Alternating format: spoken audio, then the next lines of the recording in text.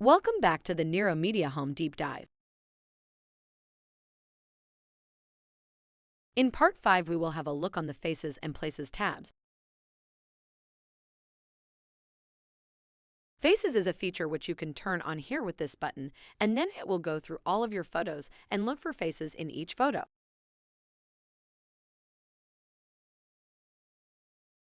And so, again, this is a process you need to do once, and then afterwards you will have the benefit of all the faces in your library being identified, and you will be able to easily name them and find more people with the same face, look for photos with people with certain names on it.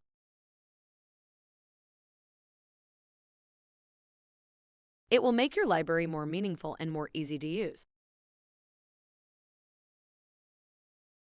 For example, this is Little Mary. I can give names here directly. And here are the people we gave already names.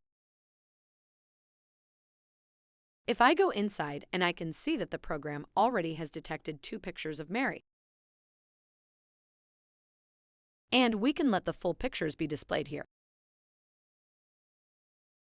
So we can either have Mary as a portrait or we can have the full picture here.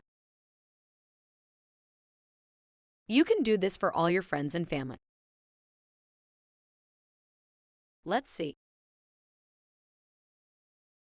There's another one. You can see Lisa also on just 2 pictures. And here you can go on through all your pictures. This is a very important screen because actually face recognition is not 100% correct always, and sometimes there are wrong pictures or pictures are missing. It's actually pretty hard for a computer to detect faces and to identify them.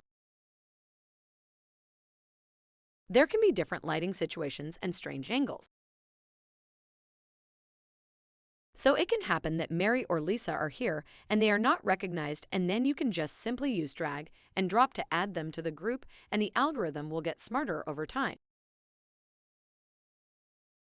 So if you add more photos of Lisa and Mary to it, next time they will be recognized much more easily. You can do this for all your family, and as you will see later in the Find tab, this will make it very easy to find pictures with certain people on it.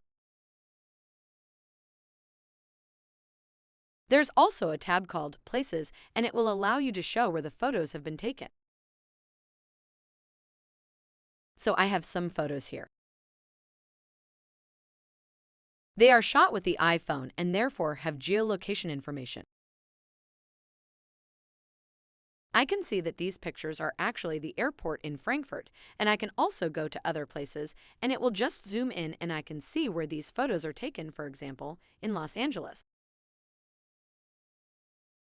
And I also have pictures that have no place data because, for example, they have been shot with a GoPro camera without GPS. And if I want to add a place here, I just select the picture. I enter the location.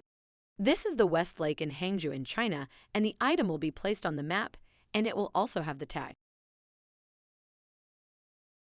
As you can see, it will be added to the respective group. In the next video, we will have a closer look at the Find feature and creating slideshows. Stay tuned.